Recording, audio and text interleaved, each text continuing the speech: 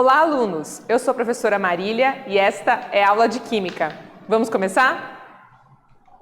Então, os objetivos dessa aula: compreender a escrita de uma equação química, entender como ocorre o balanceamento de uma equação química e praticar o conhecimento por meio de questionamentos e atividades. E os questionamentos dessa aula?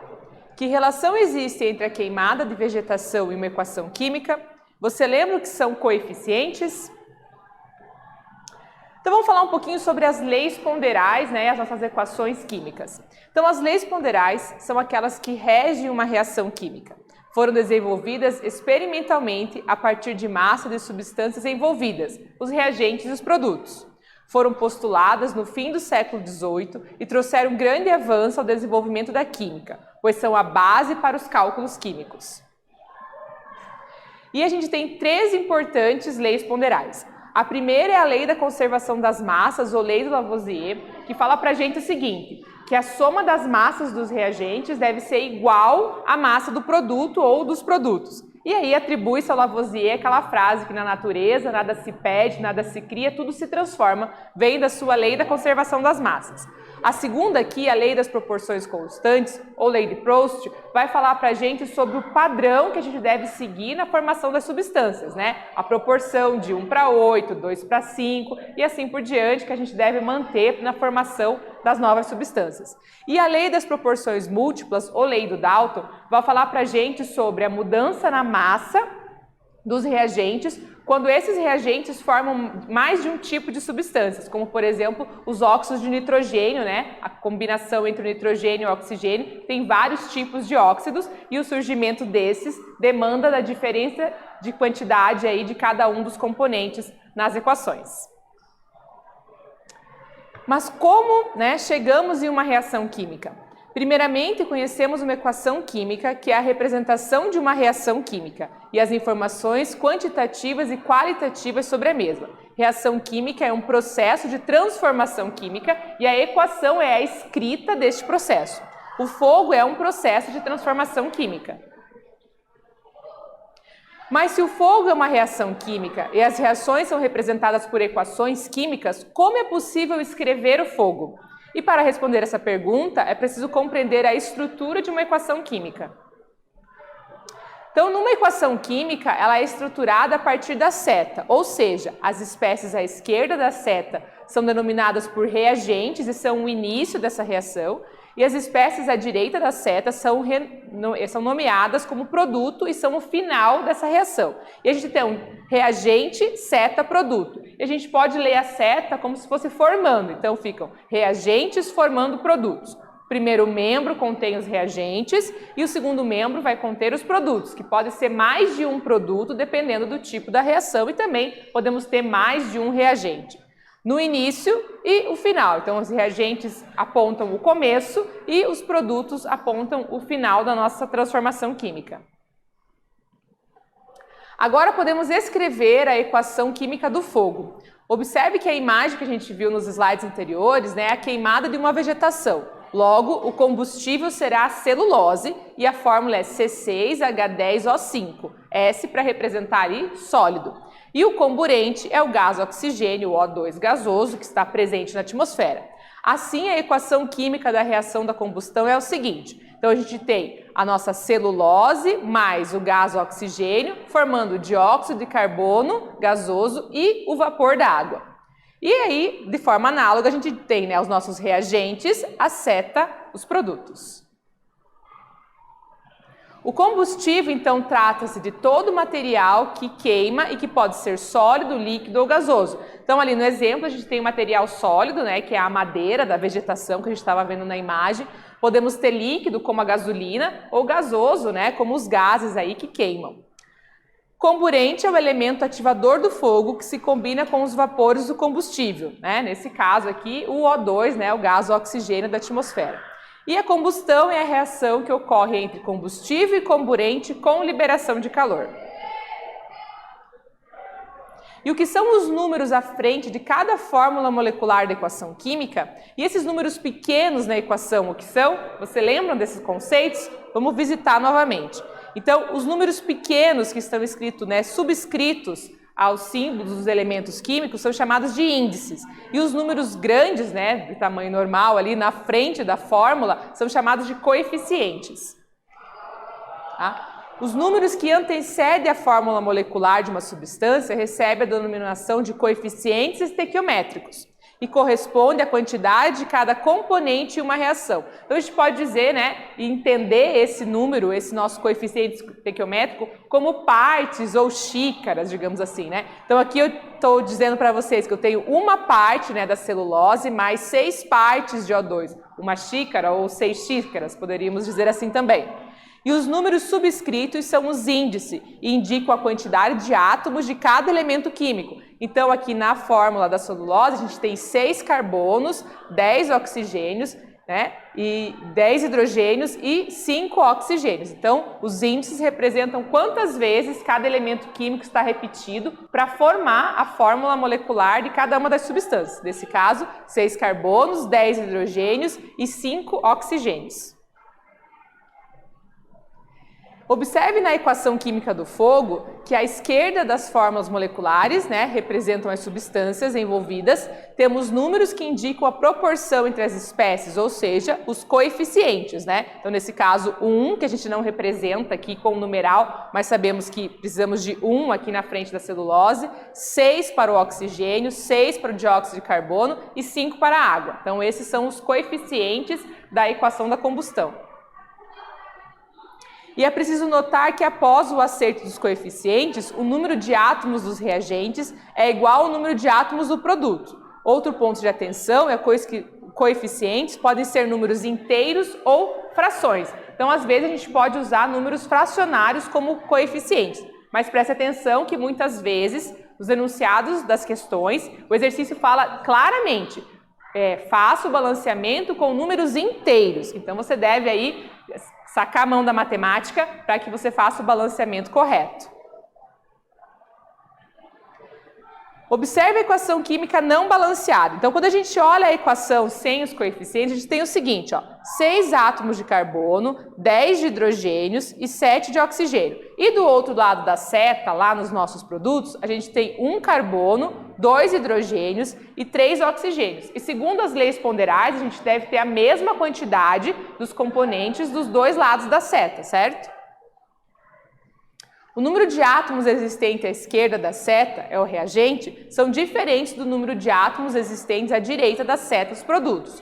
Logo, é preciso igualar o número de átomos. Para isso, realizamos o balanceamento ou acerto dos coeficientes.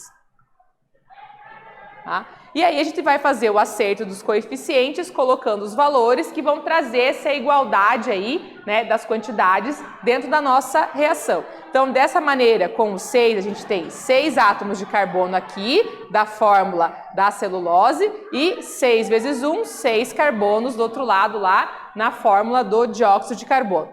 Os 10 hidrogênios, estamos, né, 10 hidrogênios aqui, 5 vezes 2, 10 hidrogênios do outro lado lá na água. E os 17 oxigênios. Então, 5 aqui, né? 6 vezes 2, 12 com mais 5, 17. E aqui a gente tem 12, 6 vezes 2, 12, mais 5 oxigênios lá, 17. Então, a gente está fazendo a multiplicação do coeficiente com o índice, né? Para a gente poder contar quantos de cada elemento a gente tem dos lados da seta. Após o acerto dos coeficientes, o número de átomos existentes nos reagentes são diferentes do número de átomos existentes nos produtos. Logo, é preciso igualar o número de átomos e assim a gente vai ter uma equação química balanceada, respeitando as leis ponderais. Vamos fazer a atividade 1 agora? Ela está dividida em 2 partes, eu vou deixar um tempinho cada uma das telas para que você possa ler e responder direitinho, ok? Então, olha só. Escreva as 4 equações balanceadas descritas nos textos 1, 2, 3 e 4. Então, primeiro, na queima de combustíveis fósseis, carvão e derivados do petróleo, queima-se também o enxofre sólido presente em tais combustíveis considerado impureza. 2. Da queima do enxofre sólido, que reage com o oxigênio presente no ar, resulta o dióxido de enxofre. 3. Esse gás, por sua vez, pode novamente reagir com oxigênio e originar um outro gás, o trióxido de enxofre. E 4. Tanto o dióxido quanto o trióxido de enxofre podem também reagir com a água da chuva e originar, respectivamente, soluções aquosas de ácido sulfuroso e de ácido sulfúrico. Então, a ideia aqui é que você transforme a escrita, né, o texto, em uma equação química para cada um dos trechos que ele apresenta na questão. Agora é com vocês.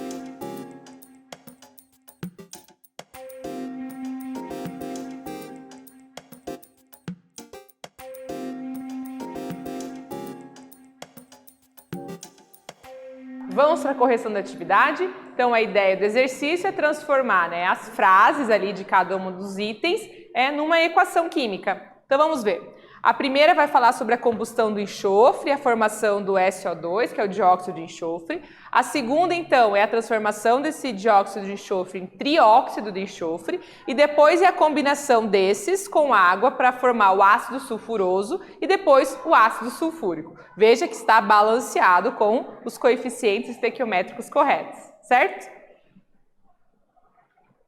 Vamos para a atividade 2 agora?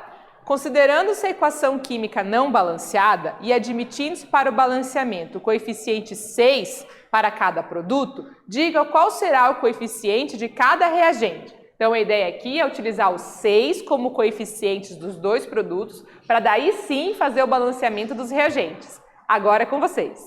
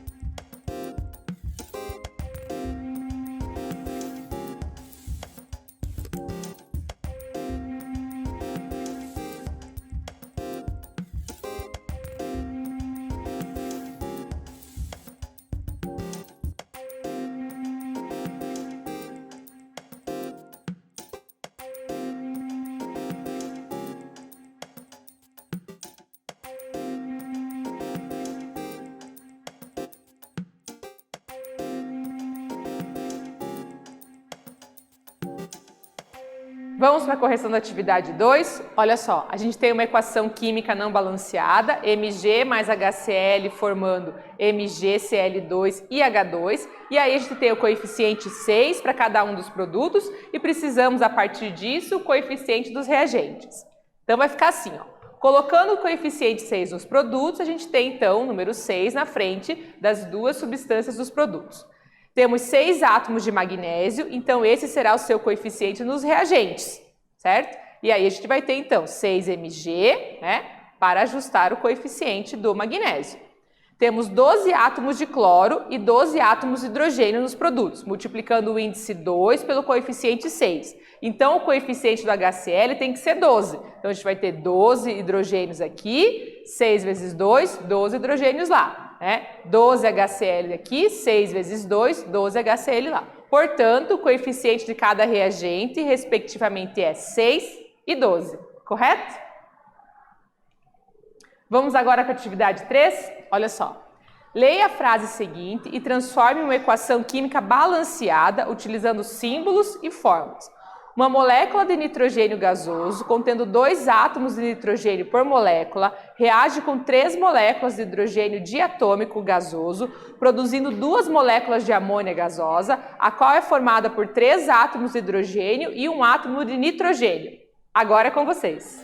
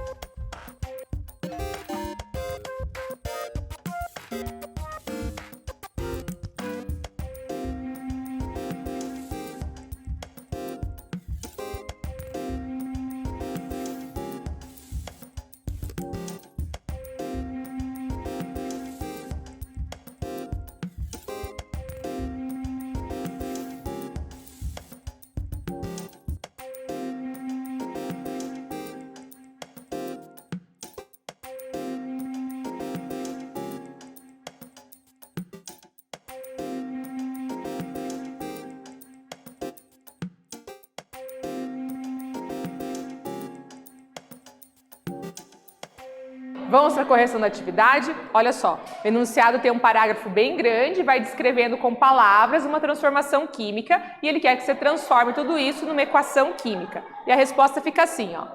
Representando os átomos descritos na questão, podemos entender que a reação ocorre da seguinte maneira, né? Então a gente tem diatômicos, né, juntando, formando moléculas triatômicas. Chegando então à equação N2, que é o nitrogênio gasoso, mais 3, né, hidrogênio gasoso, formando 2NH3, correto? Vamos para a atividade 4 agora? Olha só. Supondo que os círculos vazios e cheios, respectivamente, signifiquem átomos diferentes, então o esquema anterior representará uma reação química balanceada, se substituirmos a letra X, Y e W, respectivamente, por quais valores? Agora é com vocês.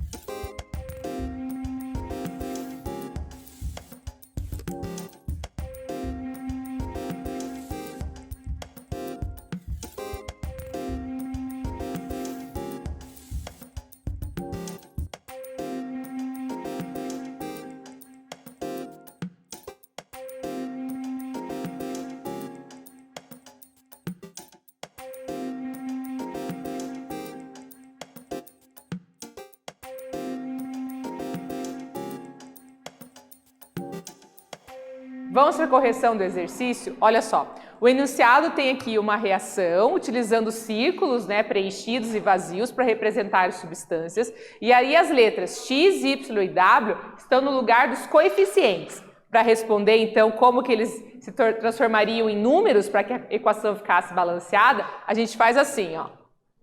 Primeiro passo, atribuímos letras para facilitar a compreensão da equação. Então, a gente tem uma substância do tipo A2 mais B2 formando BA3. Veja que esses índices vêm dessa ideia aqui, né? 2, 2, 1, 2, 3 e um sozinho ali do preenchido, tá? Então, por isso a ideia fica assim, A2 mais B2 formando BA3. Segundo passo, somamos os índices para saber quem tem maior número de átomos da equação. Tá? Então, aqui o A, a gente tem 2 e 3, 5. Então, 2 e 3, que são os índices. E o B, 2 e 1. 2 e 1, que é o índice da outra substância, 3. A e B aparecem apenas uma vez em cada membro da equação. Porém, se somarmos os índices, observamos que A tem um maior valor. Por isso, iniciamos o balanceamento por ele. Terceiro passo, balanceamos o elemento A, transpondo os índices, transformando-se em coeficientes. Então, a gente vai colocar aqui 3, tá? Então, 3A2, certo? Colocando esse índice que ele aparece aqui na frente como coeficiente lá nos reagentes. Observamos que automaticamente o elemento B foi balanceado e os coeficientes da equação são 3, 1 e 2. Então, 3 vezes 2, 6 do A. Então, 2 vezes 3, 6 do A, B2 e o 2 aqui na frente, 2B. Temos a nossa equação toda balanceada. E isso acontece muitas vezes. Você acerta uma substância e automaticamente a outra vai ficar correta também, desde que você tenha escolhido, né, o coeficiente certo para fazer. Vamos falar agora da curiosidade da química? Então, através do QR Code, você pode acessar, né, esse paper completo, que o título é o seguinte, ó. Método algébrico para o balanceamento de reações, uma alternativa não explorada em livros didáticos de química. Então, para você fazer o balanceamento, a gente tem algumas técnicas, né? Temos a técnica das tentativas, temos a técnica da oxirredução e temos também o método algébrico, que você pode estudar um pouquinho mais sobre ele através do acesso ao QR Code. Interessante, né? E o que estudamos nessa aula? Compreendemos a escrita de uma equação química, entendemos como ocorre o balanceamento de uma equação química e praticamos o conhecimento com questionamentos e atividades. Espero que vocês tenham gostado e até breve!